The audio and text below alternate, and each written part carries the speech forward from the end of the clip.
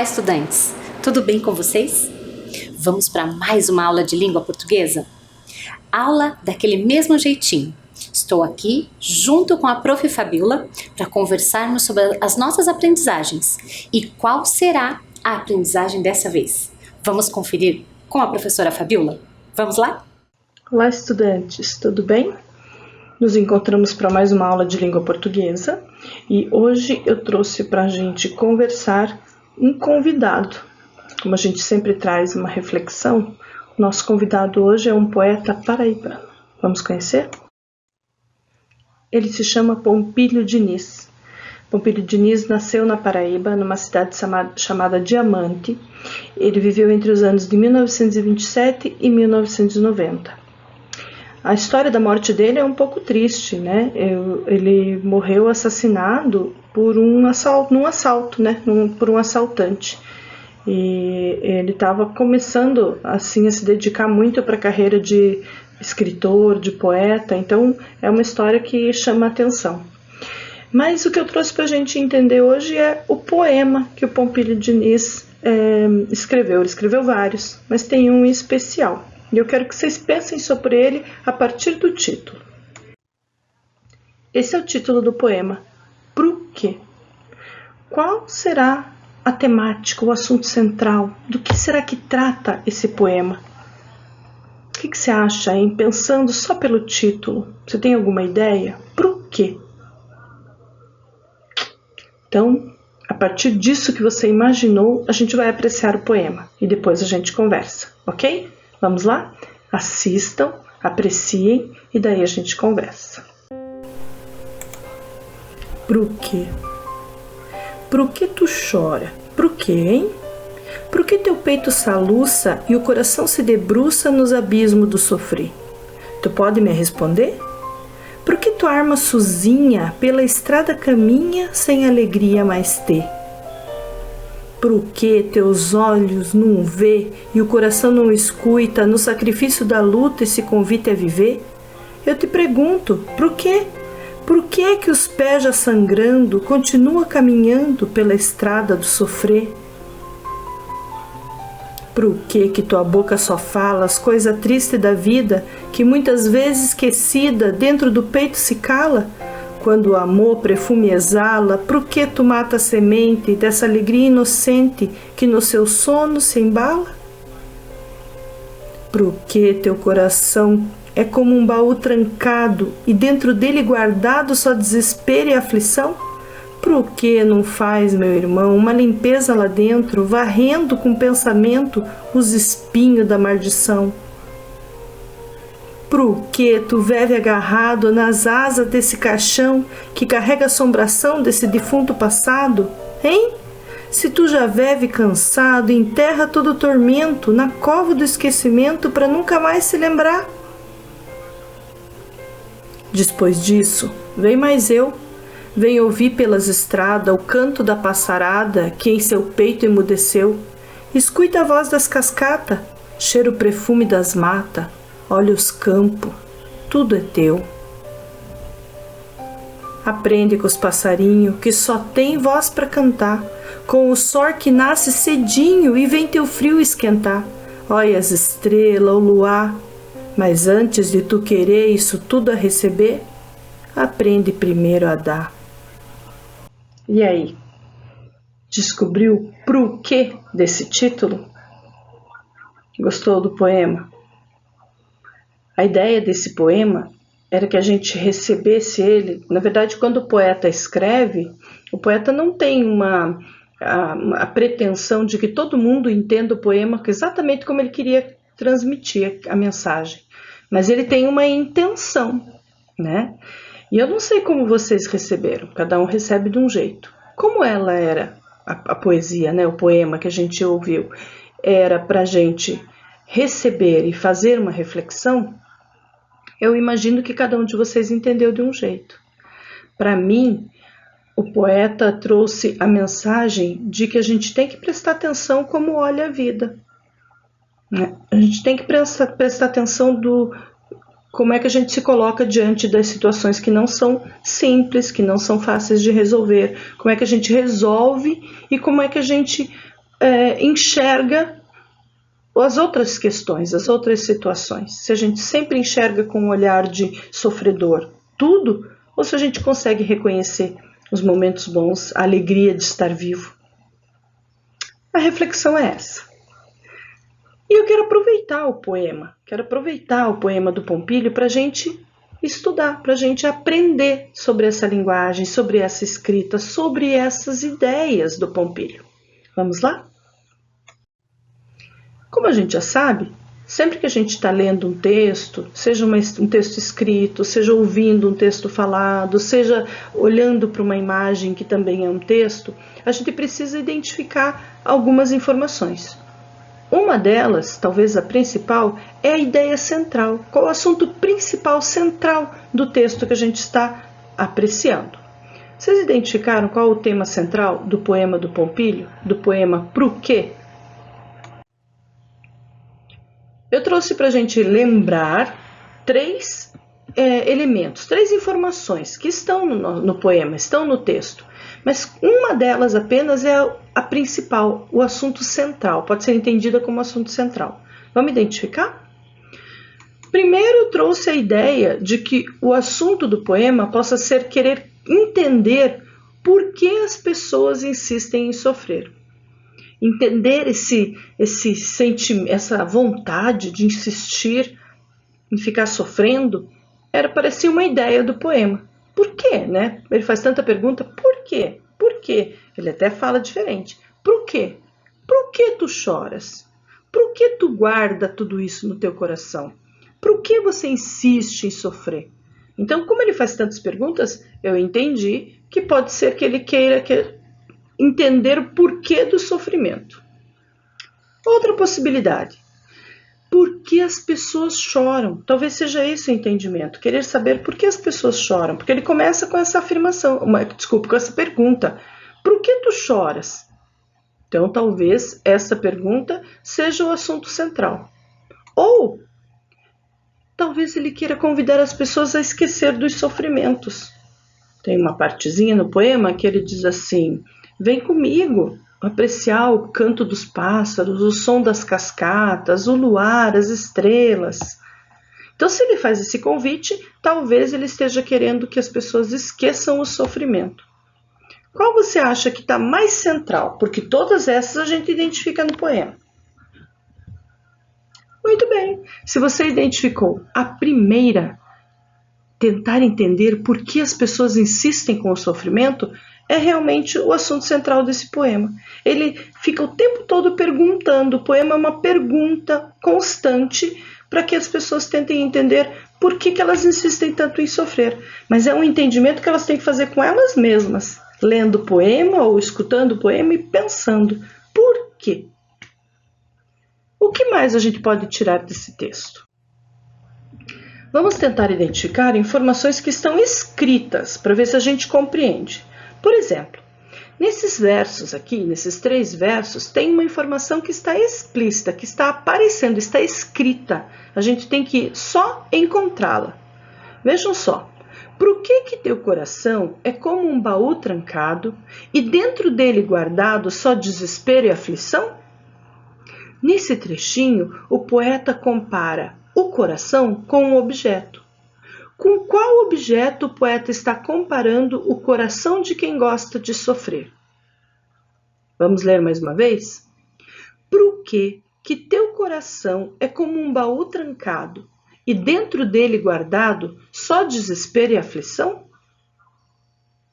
Ok, se você identificou baú trancado, é esse mesmo objeto. Está escrito ali, ó. Por que teu coração é como um baú trancado? Então, ele está expressando, sim, a comparação de um objeto com o coração. Como se a gente guardasse todos aqueles sentimentos, né? Sofrimento, aflição, e trancasse lá ainda, porque a gente não quer que... Parece que a gente não quer perder aquilo, né? Que coisa para a gente pensar. Mas a gente também pode encontrar no texto mensagens que não estão, informações que não estão escritas. É preciso procurar, pensar, relacionar a informação. Como nesse caso aqui, ó. Qual será a mensagem que o poeta quer transmitir ao sofredor? Lembram? O poeta tem uma intenção quando ele produz o texto dele. Qual será a mensagem que ele pode estar querendo transmitir? Vamos identificar lendo os versos? Os versos dizem assim: aprende com os passarinhos que só tem voz para cantar, com o sol que nasce cedinho e vem teu frio esquentar. Olha as estrelas, o luar, mas antes de tu querer isso tudo a receber, aprende primeiro a dar.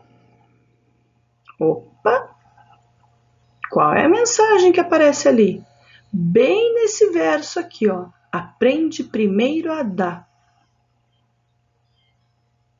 Se ele faz o convite, aprende com os passarinhos, com o sol, olha as estrelas, olha a lua.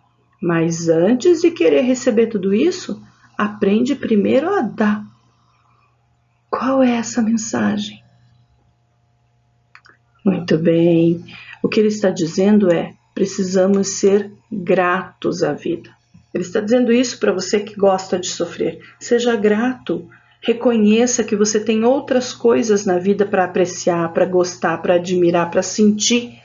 Que não é só esse sofrimento que você quer carregar tanto, tanta dor, tanta mágoa, tanta, sei lá, aflição, né? Então é isso que ele diz. Aprende primeiro a dar, mas não é um dar para os outros alguma coisa, né? Oferecer as coisas. Não, é valorizar, reconhecer. É fazer um movimento também de identificar que o mundo não é só coisa ruim, que a vida não é só aflição e sofrimento. Informações para a gente ir captando do texto, né? O que mais?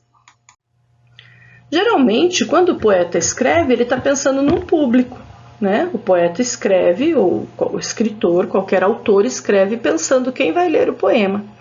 Talvez o poeta do Pompilho aqui no poema que a gente leu não tivesse um público específico, né? Talvez assim, para todas as pessoas de qualquer grupo que estejam com essa visão de sofrimento.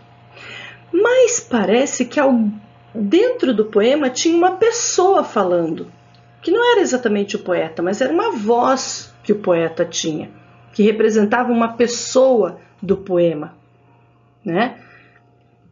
Que grupo será que a gente pode identificar essa pessoa? Se fosse alguém que estivesse falando o poema, de qual grupo você diria que essa pessoa pertence, né? A qual grupo ela pertence? Nós temos aqui 3 grupos. A última imagem não está aparecendo o nome, mas é roqueiro, que gostam de rock, né? Que é um estilo musical. Mas tem o grupo dos professores e tem o grupo dos agricultores. São 3 grupos bem diferentes, né? Diferentes pela função que exercem ou pela forma de se expressar. De qual grupo você diria que parece pertencer à pessoa que fala no poema, a voz do poema, o eu poético? A gente já conversou sobre isso, né? O eu poético. Acho que você marcou esta aqui, ó, a imagem do meio, do grupo de agricultores. E é sobre isso que eu quero conversar com vocês. Por que será que essa imagem parece a que mais combina com a possível pessoa que fala no poema? Vamos pensar sobre isso? Para a gente pensar sobre isso, eu vou fazer muitas perguntas. E quero que você tente responder para você. Se você conseguir falar a resposta, melhor. Se não, pensa na resposta que você daria. Primeira pergunta: o que você percebeu na linguagem utilizada no poema? Percebeu uma diferença nessa linguagem? Um aspecto que chamou tua atenção? Ok, vamos adiante. Você conhece alguém que utilize essa linguagem? Que fale como a pessoa do poema? Ok, pode ser que sim, pode ser que não. Mais uma questão. Você costuma corrigir, digamos que você conheça, ok? Você costuma corrigir a pessoa que utiliza essa linguagem? Se você encontrasse alguém falando assim, você chamaria atenção? Olha, não é assim que fala, essa palavra não pronuncia desse jeito. Você faria isso?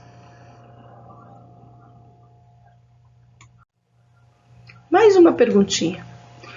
Agora é você, pense sobre você. Existe alguma palavra ou uma expressão que você aprendeu desde criança, que você escuta desde criança e que você usa, mas que às vezes você pensa, ai, parece que está errado, parece que não é assim que fala, parece que, ai, tem que corrigir isso, como será que é o jeito certo? Você já parou para se observar? E quando você usou uma palavra, ou sem querer, ou por costume, você já foi corrigido por usar essa palavra que parece ser errada? As pessoas já chamaram sua atenção? Você já se sentiu, ai, nossa, falei aqui no grupo e o pessoal me chamou a atenção? Já sentiu esse tipo de constrangimento? Porque a gente se constrange, né? Ok. Estamos falando sobre linguagem.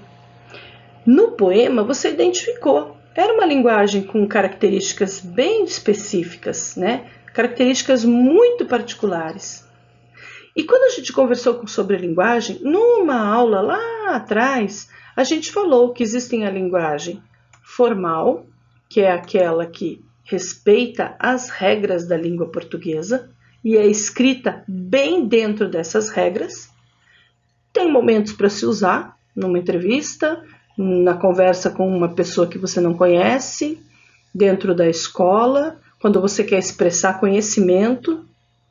Mas também tem uma linguagem que não segue todo esse rigor, que é informal, que você usa no teu dia a dia, que você usa conversando com os amigos, que você usa com seus familiares.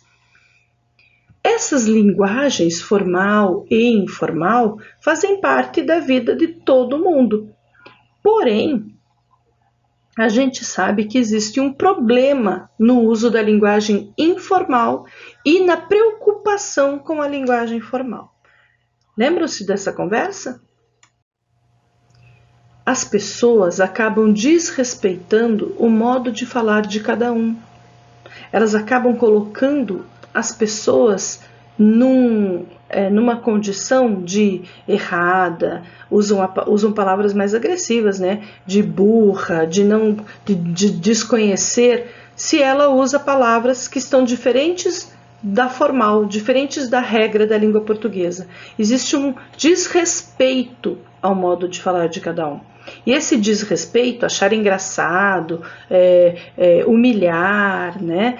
Essa forma de entender o jeito do outro falar, a gente precisa combater. É preciso ter respeito ao modo de falar de cada um. Por quê? A gente já conversou sobre isso. Porque o Brasil é muito grande. O nosso país é imenso. E ele é composto por diferentes grupos. Ele não é um grupo homogêneo, um grupo de um jeito só, de ponta a ponta, o país inteiro. Não é, né? As pessoas que compõem o Brasil também têm diferentes origens, também têm diferentes histórias. Então, o nosso país, a língua utilizada no nosso país, ela tem sotaques, ela tem expressões regionais, ela é composta por contextos, depende de onde eu estou, eu uso de um jeito. E ela tem gírias, que são históricas, gírias, os nossos avós tinham gírias, né? As gírias vão mudando, vão se atualizando de acordo com o grupo, de acordo com o contexto, de acordo com a história. Então, se a gente pensar em tudo isso, a gente nunca vai poder dizer, não podemos dizer que a forma de falar é única, a forma de escrever e falar é só correta, é só de um jeito. Não, a gente pode entender que existem formas de seguir a norma padrão da língua e tem formas que não é necessário ser tão rigoroso com a norma padrão. Mas a gente não pode sempre pensar que quem não fala dentro da norma padrão ou quem não escreve dentro da norma padrão deve ser humilhado, deve ser colocado numa característica de errado, né? A gente precisa respeitar essas formas de usar a linguagem, não esquecendo que os contextos, principalmente as situações de uso, é que dizem qual a regra que eu tenho que seguir ou qual é a linguagem que eu devo usar. Não esquecendo também que é direito de todos nós conhecermos o jeito, a norma, né, a forma correta de usar a linguagem, certo? Continuando então, a gente chega na informação de que variedade linguística, ou seja, toda essa forma de usar a língua portuguesa, na verdade é um meio de se comunicar. E esses diferentes meios de comunicação também são por conta dos diferentes grupos. Com esta conversa, sabendo que por isso a gente não pode discriminar ninguém pela forma de usar a sua linguagem, a gente vai registrar no nosso caderno essa informação ali, ó. Variedade linguística, com a informação de que a língua falada, a língua escrita, é um meio de comunicação, uma forma, uma representação de comunicação dos diferentes grupos que têm diferentes culturas. Por isso, as características do grupo compõem aquela língua, certo? A língua possui as características do grupo que a utiliza, ok? Com essa informação compreendida, a gente registra no caderno. Vamos lá? Um tempinho para vocês registrarem.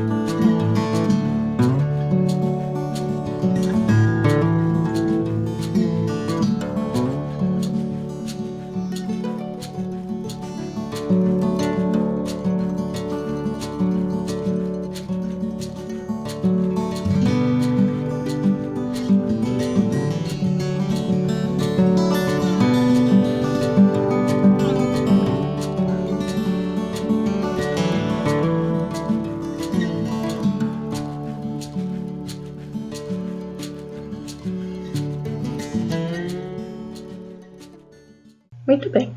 Agora que a gente já conversou sobre as diferentes formas de usar a língua no nosso país, considerando a dimensão dele, a composição cultural, social dos diferentes grupos, e valorizando, né, essa diversidade linguística, a gente agora vai tentar compreender por que é tão importante conhecer as normas da língua escrita. Então, eu quero provocar vocês já com a pergunta título do poema. Por quê? Por que é importante compreender as normas da língua escrita e falada? Eu já tenho essa resposta. Primeiro, porque a gente precisa saber escrever. Quando estiver numa situação que exija demonstração de conhecimento, né, que exija que a gente expresse o conhecimento sobre a língua, como numa entrevista de emprego, como numa conversa com o professor, como numa conversa com alguém que você não conhece, você precisa dessa informação, desse conhecimento. Então, saber escrever quando for necessário, você só vai saber dominando as normas da língua, ok? Outro motivo. para compreender os textos que lemos. Nós lemos textos e às vezes precisamos de ajuda, que outro nos explique. Isso mostra que a gente ainda não tem o conhecimento sobre a língua. Então, dominar a língua, dominar as regras da língua, ajuda também na leitura e compreensão dos textos, não só na escrita, na fala correta, certo? E a gente precisa disso para se tornar um cidadão autônomo, emancipado, né, crítico, que consiga observar as coisas que acontecem, ler as coisas que acontecem ao seu redor, ok? Muito bem. Para a gente, então, desenvolver esse domínio sobre o conhecimento da língua, eu trouxe mais uma vez a primeira estrofe do poema do Pompilho. A gente já nos chamou a atenção, né, a palavra que era título, pro quê? Ó, destaquei ela aqui de novo. Pro quê? A gente já sabe que essa palavra tem uma escrita que é de acordo com a regra. Essa escrita é assim, ó, por quê? Ela é escrita separada ainda, né? Mas ela não tem o R no meio, é por quê? E ela é uma palavra usada para fazer pergunta, certo? Separadinha assim, ela está sempre na pergunta. Mas a gente também identificou que eu posso ter ela sozinha, como no título do poema, porque sozinha, e aí ela vai receber um acento, né? Aquele sinal em cima da letra E, aquele acento circunflexo que aparece quando a palavra porquê estiver numa pergunta e estiver sozinha. Mas, se ela aparecer numa frase, como lá no por que tu choras, aí a gente vai ter uma outra forma de escrever ela. A gente continua com ela separada, mas não coloca o acento. Então, por que separado sempre está numa pergunta. Se a pergunta só tiver o porquê sozinho, eu coloco o acento. Mas se ela estiver iniciando uma pergunta, no começo da pergunta, ela é separada, mas eu não preciso acentuar. Essa informação você precisa conhecer. O jeito de escrever a palavra porquê, sempre separado na pergunta. Além das palavras porquê, que a gente já identificou nessa estrofe, outras palavras também nos chamam a atenção. Vou ler toda a estrofe e já vou marcando. Por que tu chora? Por que, hein? Por que teu peito soluça e o coração se debruça nos abismos do sofrer? Tu pode me responder? Essas 4 palavrinhas que a gente destacou agora, que a gente chamou a atenção aqui na estrofe, também tem outra forma de escrever. A palavrinha em, que aparece ali, ela na verdade é uma preposição. Ela é uma interjeição. O em, do jeito que está escrito, é preposição. Mas estou falando da interjeição em, que aparece como ideia de espanto. Por que, hein? Por que tu chora, hein? A forma de escrever essa palavra é diferente. De acordo com a regra, saluça. A palavra saluça também não é escrita dessa forma. Sofrer. A responder. Vamos identificar qual é a escrita de acordo com as normas? Primeiro corrigimos o porquê, que a gente já conhece. Por que tu chora? Por que, hein? Por que teu peito soluça? E agora vamos identificar. Como é que eu escrevo a interjeição em? Assim. Com H e com N no final. Em. Mostrando espanto, admiração. Em. Soluça. Soluça. Sofrer. Sofrer, responder. Lá no final da frase, no final da pergunta, olha o verbo escrito com o R. Ok? Muito bem. Agora eu vou desafiar vocês na tentativa de responderem sozinho, identificando e encontrando qual é a escrita correta. Então, aqui a gente tem uma estrofe que a gente ouviu lá do poema e que também tem escritas que não estão adequadas. Vejam só. Por que tua arma, Suzinha, pela estrada caminha, sem alegria mais ter? Por que teus olhos não vê e o coração não escuta, no sacrifício da luta, esse convite a viver? Eu te pergunto, por quê? Algumas dessas palavras eu coloquei na atividade, vamos olhar lá. 5 palavrinhas que eu escolhi. Qual vai ser a sua tarefa? Sua tarefa vai ser olhar essa listinha de 5 palavrinhas, arma, Suzinha, olho, escuta, e identificar a escrita adequada dela na outra coluna. Conforme você for identificando, você vai numerando a coluna.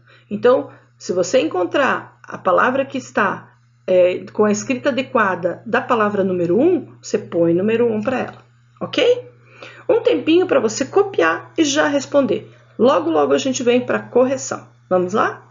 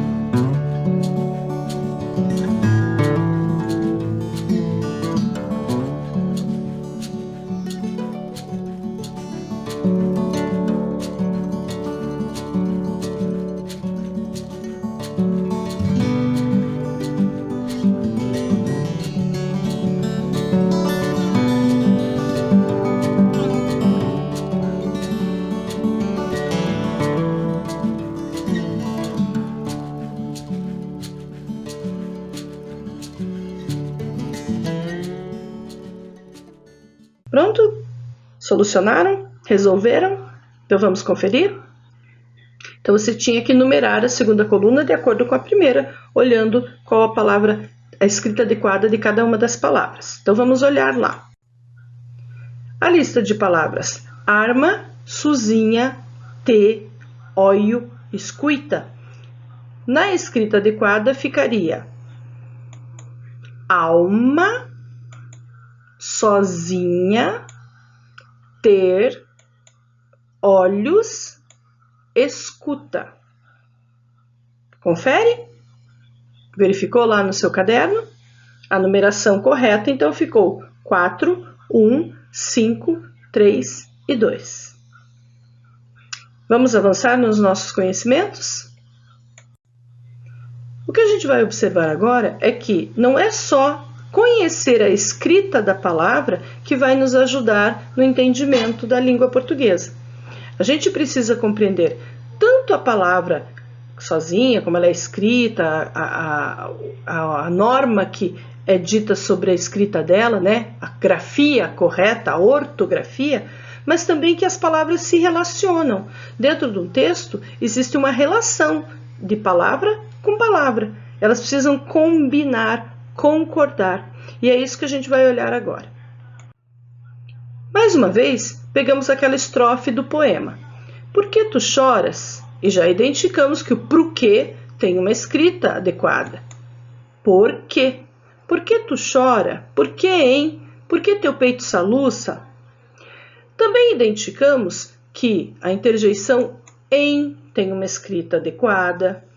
As palavras soluça, sofrer, a responder também têm suas escritas. soluça, sofrer, responder.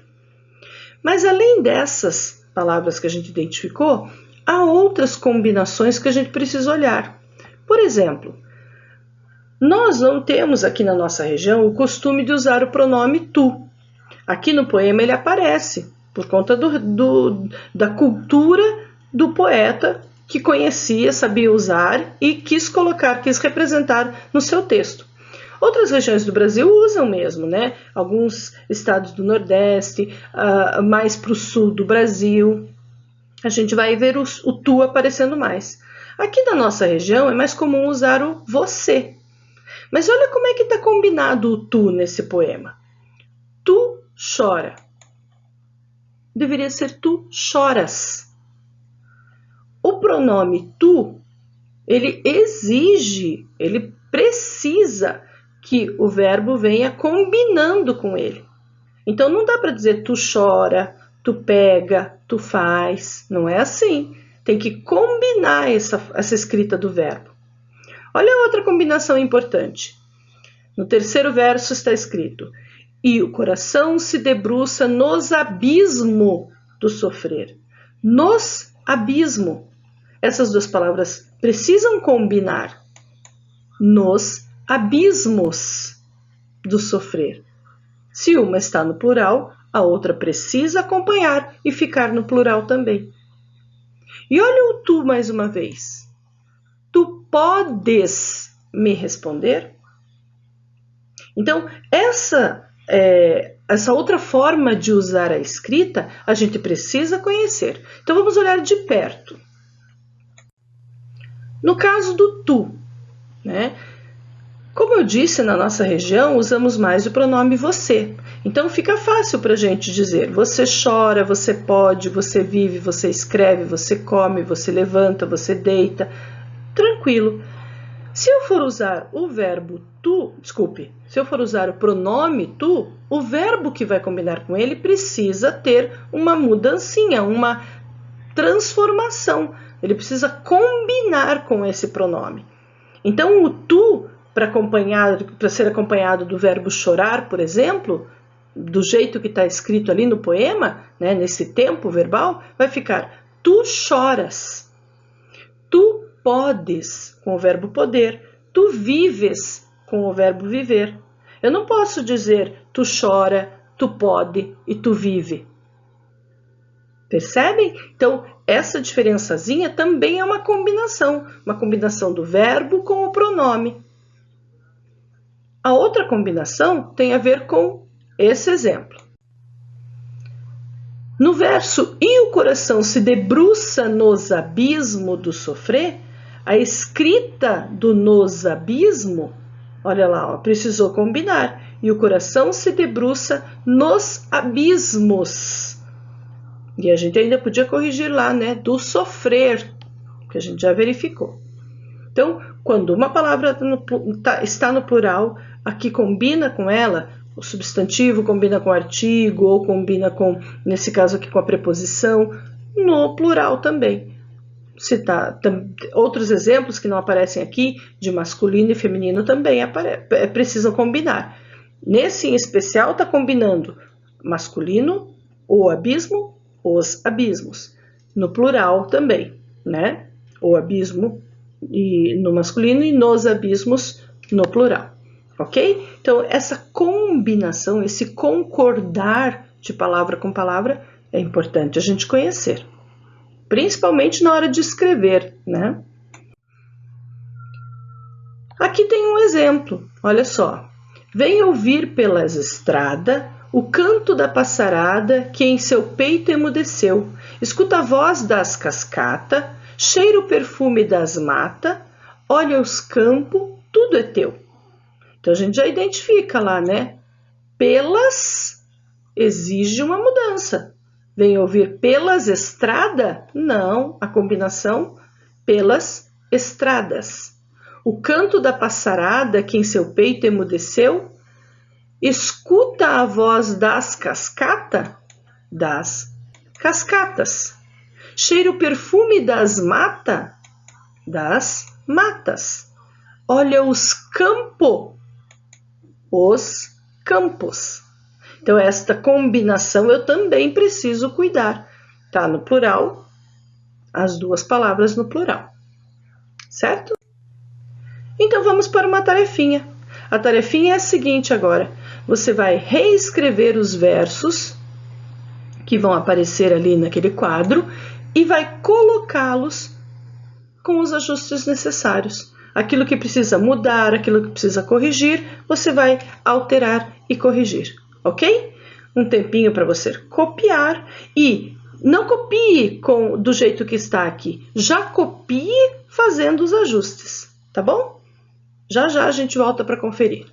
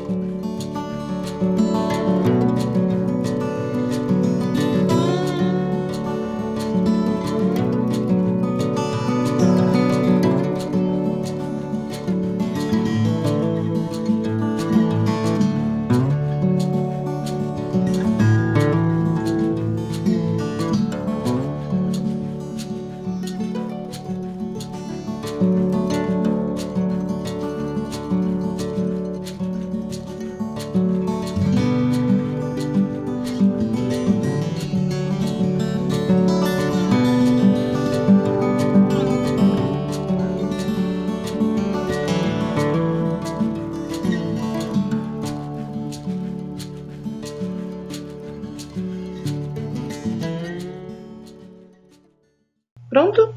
Vamos conferir? Então a estrofe: aprende com os passarinho que só tem voz para cantar, com o sol que nasce cedinho e vem teu frio esquentar, olha as estrelas, o luar. Você reescreveu e ficou assim: aprende com os passarinhos que só tem voz para cantar, com o sol que nasce cedinho e vem teu frio esquentar, olha as estrelas, o luar. As palavras que você conferiu são passarinhos, cantar, sol, esquentar, olha, estrelas e luar. Confere?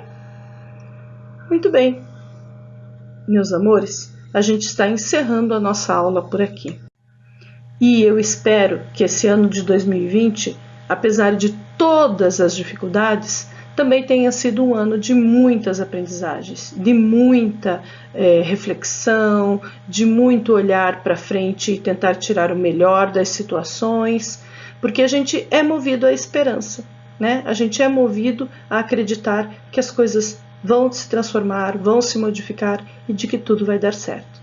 Então, por isso, eu desejo a vocês um final de ano maravilhoso, que vocês descansem, que vocês aproveitem esse momento agora para cuidar ainda mais da saúde de cada um de vocês e das pessoas que vocês amam, para que a gente possa se reencontrar com muita esperança no ano que vem, com todas as pessoas que a gente convive e da forma mais saudável possível, certo?